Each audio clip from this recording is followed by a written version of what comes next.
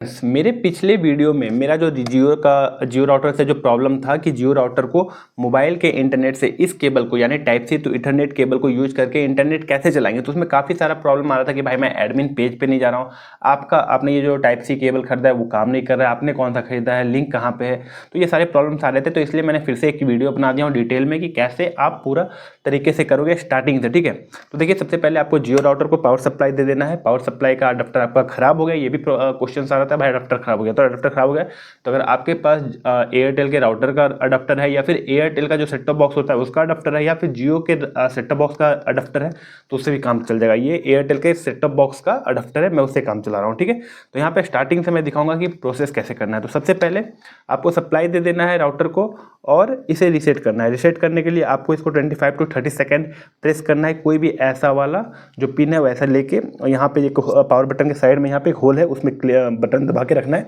20 से 25 सेकेंड के लिए। ठीक है, इसके बाद रीसेट करने के बाद क्या प्रोसेस है, रीसेट करने के बाद मैं अपना फ़ोन का स्क्रीन रिकॉर्डिंग ऑन कर रहा हूँ और यहाँ से आपको डिटेल में दिखाता हूँ। ठीक है, कैसे करते हैं।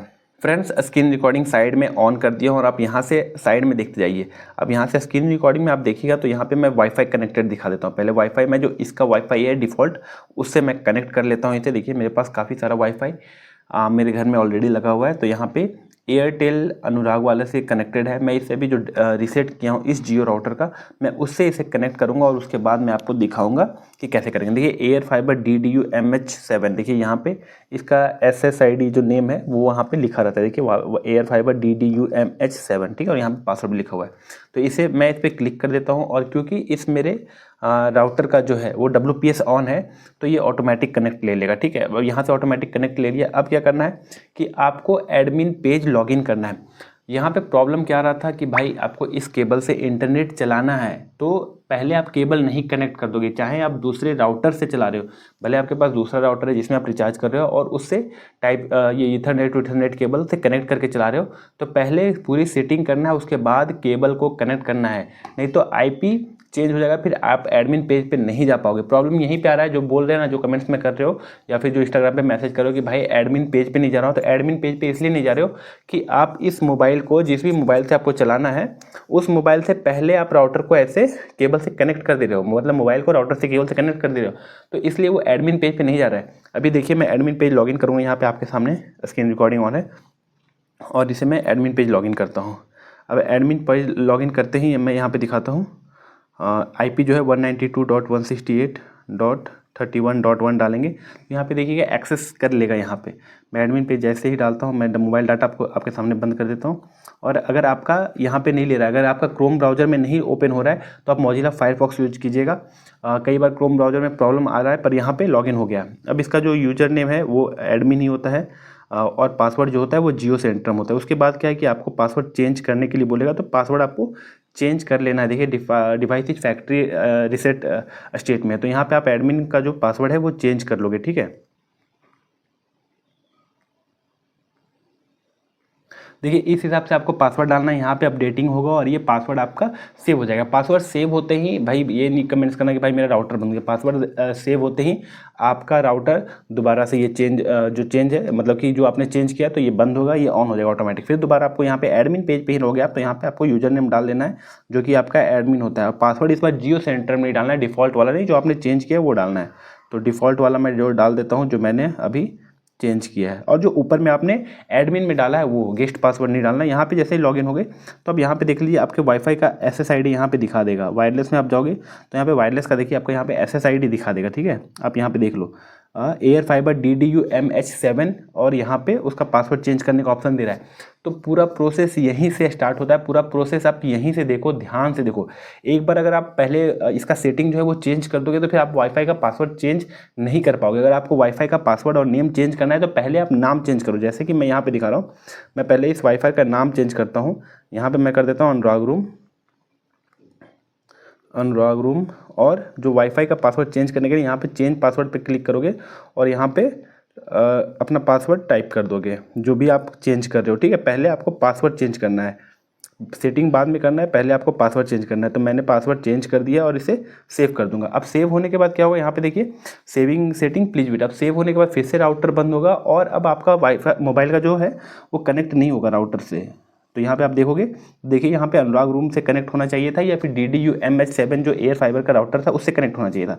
अब अनुराग रूम SSID तो आ गया है पर इससे कनेक्ट नहीं होगा, तो इसके लिए आपको ने जो पासवर्ड चेंज किया है वो डालना पड़ेगा। लेकिन मेरा क्योंकि WPS ऑन है तो ये ऑटोमेटिक कनेक्ट हो जाएगा मेरा। लेकिन अब पासवर्ड आप देखोगे यहाँ पे तो देखिए पासवर्ड चेंज हो गया है, ठीक है।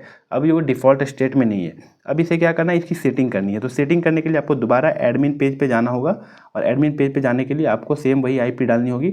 IP डालते ही आपको सबसे पहले IP वर्जन 4, यहाँ पे देखिए नेटवर्क में एक ऑप्शन देता है LAN IP वर्जन 4, यहाँ पे आपको क्लिक करना है और उसके बाद यहाँ पे सेटिंग करनी है। उसके बाद आपको केबल कनेक्ट करना है। पूरा प्रोसेस पहले मोबाइल में कर लेना है जैसे मैंने किया है, उसके बाद आपको ये केबल कनेक्ट करना है, तब आपका मोबाइल से चलेगा। और राउटर से भी कैसे चलेगा वो यहीं पे मैं बता दूंगा। तो सबसे पहले देखिए तो DHCP सर्वर, यहाँ पे DHCP सेटअप का ऑप्शन दिख रहा है, DHCP मोड, तो यहाँ पे इसे नन कर देना है, ठीक है। नन करते ही यहाँ पे सेटिंग को सेव करना है और सेव करने के बाद आपको वेट करना है। यहाँ पे थोड़ा टाइम लग सकता है आपको 30 से 40 सेकेंड, और टाइम लगने के बाद जब आपका ये सेविंग जो सेटिंग है वो सेव हो जाए, तब तक आप क्या करो कि इसे जो Type-C वाले को है ऐसे रख लो, ओपन करके रख लो और इस राउटर को इसमें कनेक्ट कर दो। अब मैं यहाँ पे एक दूसरे मोबाइल में जिसमें कि सिम कार्ड नहीं है मेरा, उस अनुराग रूम से मैं कनेक्ट करके दिखाऊंगा कि चल रहा है कि नहीं, ठीक है। अब यहाँ पे सेटिंग जो है वो सेव हो गया है शायद, जी नहीं अभी तक सेव ही हो रहा है, तो ये इसमें आपको टाइम लग सकता है, ठीक है। तो सेटिंग सेव होने के बाद मैं आपको आगे दिखाता हूँ कि कैसे करना होता है, ठीक है। यहाँ पे वाईफाई फिर से बंद हो गया है, वाईफाई बंद क्योंकि सेटिंग सेव हो रहा है ना, तो सेटिंग सेव होने के बाद वाईफाई हमेशा दोबारा एक बंद होकर ऑन होता है। यहाँ पे आप ये भी मत डाउट करना, आप कमेंट्स में ये भी पूछते हो कि भाई यहाँ पे रेड ब्लिंक करते रह रहा है, भाई यहाँ पे आप साफ देखो ये रेड ब्लिंक अभी भी कर रहा है। और आगे मैं जब इसे नेट चला के आपको दिखा दूंगा, यहाँ पे देखिए नेटवर्क इशू लिख दिया है, यानी आपका सेटिंग सेव हो गया। यहाँ पे ओके कर देना है और फिर इसे दोबारा उस एयर फाइबर जो अपना अनुराग रूम से है, मतलब जियो का जो अनुराग रूम है उससे कनेक्ट कर लेना है, ठीक है। और कनेक्ट करने के बाद मैं आपको इस फ़ोन में दिखाऊंगा कि अनुराग रूम से इंटरनेट चलता है कि नहीं। यहाँ पे देखिए अनुराग रूम से कनेक्ट हो रहा है, तो जी हाँ कनेक्ट हो रहा है। पर अब क्या करना है, फ़ोन में एक सेटिंग होता है, एक सेटिंग आपका राउटर में हो गया, एक सेटिंग आपको फ़ोन में करना है। सबसे पहले तो आपको इसका वाईफाई बंद कर देना है, ठीक है। वाईफाई बंद कर दिया, हॉट ये मोबाइल का डाटा ऑन कर दिया और यहाँ पे हॉट सेटिंग ओपन कर लेता हूँ, ठीक है। और ये केबल कनेक्ट करता हूँ, ये देखिए Type-C टू इथरनेट, और ये जो केबल है मेरा Type-C टू इथरनेट वो ये नोवा का केबल है। आप यहाँ पे देख लो नोवा का केबल है, ये 600 के आसपास मैंने फ्लिपकार्ट से मंगवाया था। ये केबल काफ़ी अच्छा है, आप मंगा सकते हो, लेकिन मैं रिकमेंड करूँगा कि एक ऐसा केबल मंगाना जिसमें कि चार्जिंग का पोर्ट भी हो, मतलब 2 Type-C हो। यहाँ पे कैसे जो होता है ना डबल टाइप का Type-C या USB, वैसा वाला केबल मंगाना ताकि आपका मोबाइल भी चार्ज होते रहे, ठीक है। अब ये कनेक्ट कर दिया हूँ मैं और ये राउटर में लगा दिया हूँ। राउटर में आपको कहाँ लगाना है, ये ब्लू वाले पोर्ट में नहीं लगाना है, आपको येलो वाला जो भी 5 पोर्ट मिल रहा है उसमें से आपको किसी में कनेक्ट करना है। और यहाँ पर आपको सर्च कर लेना है USB 10-3, एक्चुअली USB 10-3 नहीं, आपको इथरनेट 10-3 सर्च करना है, सेटिंग में करना है। लेकिन आप USB 10-3 भी सर्च करोगे तो आपको ऑप्शन मिल जाएगा, ठीक है। USB 10-3 जैसे ही सर्च करोगे तो वहाँ पे आपको सबसे नीचे मिल जाएगा शेयर विया इथरनेट, ठीक है। तो आप इसे ऑन कर लेना है, ठीक है। यहाँ पे कनेक्ट नहीं हुआ है, दोबारा आप कनेक्ट करते हैं शेयर विया इथरनेट में, यहाँ पे क्लिक कर लेना है, ठीक है। फ्रेंड्स यहाँ पे देखो आप स्क्रीन रिकॉर्डिंग में देख ही रहे हो, यहाँ पे शेयर विया इथरनेट का ऑप्शन आपको इनेबल करने का ऑप्शन मिल जाएगा। जब आपका ये केबल कनेक्ट होगा और ये केबल यहाँ पे कनेक्ट होगा और केबल सही होगा तो बिल्कुल यहाँ पे आपको ऑप्शन मिल जाएगा, ठीक है। अब क्या है कि मेरे मोबाइल के इंटरनेट से इस राउटर में देखिए कोई भी केबल कनेक्टेड नहीं है। आप यहाँ पे देख रहे हो कि कोई भी केबल कनेक्टेड नहीं है जिससे कि नेटवर्क आ रहा है इसमें। अब इससे मैं इंटरनेट चला के देख रहा हूँ कि दूसरे में इंटरनेट चलता है कि नहीं, ठीक है। तो ये मैं केबल तो कनेक्ट कर दिया हूँ, डाटा भी ऑन कर दिया हूँ। आप यहाँ पे देख लो डाटा ऑन है सिर्फ मेरा, और यहाँ पे मैं वाईफाई में अनुराग रूम वाला वाईफाई सर्च करता हूँ, ठीक है। और यहाँ से फिर मैं इस फ़ोन में कोई भी सिम कार्ड ही नहीं है तो मैं देखता हूँ कि यहाँ से ऑन हो रहा है कि नहीं। यहाँ पे अभी तक तो राउटर का वाईफाई यहाँ ऑन नहीं हुआ है, क्योंकि आपको हमेशा राउटर का जो अडप्टर है ना, अगर आपको ओरिजिनल वाला अडप्टर मिले तो वो बेहतर है। इन सब सारे अडप्टर में कुछ ना कुछ आपको प्रॉब्लम्स देखने को मिल जाएगा बीच बीच में, तो मैं फिर भी आपको दिखा देता हूँ अनुराग रूम से कनेक्ट होकर के। अनुराग रूम का अभी कनेक्ट होगा नहीं, इसका पासवर्ड मैंने चेंज किया है, तो पासवर्ड इसको पहले रिमूव कर देता हूँ। सॉरी, मैं पहले सबसे पहले तो आपको स्क्रीन रिकॉर्डिंग ऑन कर देता हूँ, सॉरी मैं स्क्रीन रिकॉर्डिंग ऑन करना भूल गया था। यहाँ देखिए स्क्रीन रिकॉर्डिंग ऑन कर दिया हूँ और यहाँ से अब मैं अनुराग रूम को कनेक्ट करता हूँ, ठीक है। अनुराग रूम को क्लिक करता हूँ, यहाँ पे पासवर्ड मांगता है, तो जो पासवर्ड है आपका ANU123 ठीक है। एक बार चेक करते हैं, ठीक है। अब यहाँ से इसको कनेक्ट कर देना है। कनेक्ट होने के बाद अब देखते हैं कि इंटरनेट चलता है कि नहीं। यहाँ पे देखिए इसमें सिम कार्ड ही नहीं है, इमरजेंसी को नो सिम कार्ड दिख रहा है ना आपको, तो यहाँ पे सिम कार्ड ये नहीं। और अब मैं यहाँ से एक बार यूट्यूब चला के देख लेता हूँ, यूट्यूब चला के देखता हूँ। और साइड में आप दूसरे वाले स्क्रीन रिकॉर्डिंग में ये भी देखते जाओ कि यहाँ पे कोई भी आपका जो है मोबाइल का वाईफाई कनेक्टेड नहीं है, मतलब मोबाइल के इंटरनेट से ही राउटर में चल रहा है। तो यहाँ पे आप देखो, तो इसमें अब एक बार यूट्यूब चला के देखता हूँ। मैं यूट्यूब ओपन करता हूँ, यूट्यूब, और यूट्यूब ऑन करके देखता हूँ मैं यहाँ पे कि चलता है कि नहीं। यहाँ पे देखिए शायद चल रहा है मेरा ही वीडियो, मैं ऐसे प्ले करके देखता हूँ। तो जी हाँ, देखिए ये वीडियो काफ़ी अच्छा चल रहा है, यहाँ पे अच्छा नेटवर्क पकड़ रहा है। और इसमें स्पीड टेस्ट भी मैं एक बार करके देख लेता हूँ कि स्पीड टेस्ट में आता है कि नहीं। कई बार तो क्या है कि स्पीड टेस्ट शो ही नहीं करता है मेरे फ़ोन में, पता नहीं मेरे फ़ोन में कुछ प्रॉब्लम है, पर फिर भी मैं एक बार स्पीड टेस्ट करके देख लेता हूँ, शायद आ जाए इस बार।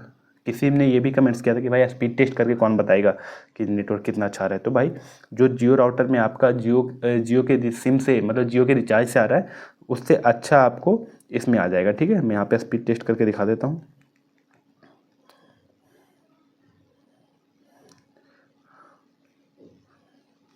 और भाई कई सारे लोग काफ़ी सारा कमेंट्स करते हो कि भाई यहाँ पे आप स्पीड टेस्ट देख लो कि 20 Mbps 17 Mbps के आसपास डाउनलोडिंग स्पीड आ रहा है। अब अपलोडिंग स्पीड भी आप यहाँ पे सामने में स्क्रीन पे देखते रहना। पर भाई कई सारा लोग ये भी कमेंट्स करते हैं कि भाई जब फ़ोन के ही हॉटस्पॉट से चला सकते हैं तो राउटर से क्यों चलाए। तो भाई उसका जवाब मैं भी दे देता हूँ कि भाई फ़ोन के हॉटस्पॉट से जब आप चलाते हो तो काफ़ी सारा डाटा यूज होता है, मतलब कि आप मल्टीपल डिवाइसेस जब कनेक्ट करोगे तो आपका जो फ़ोन है वो ओवरहीट होगा, बैटरी काफ़ी जल्दी ख़त्म होगा, बैटरी फिर काफ़ी जल्दी ख़राब भी हो जाता है।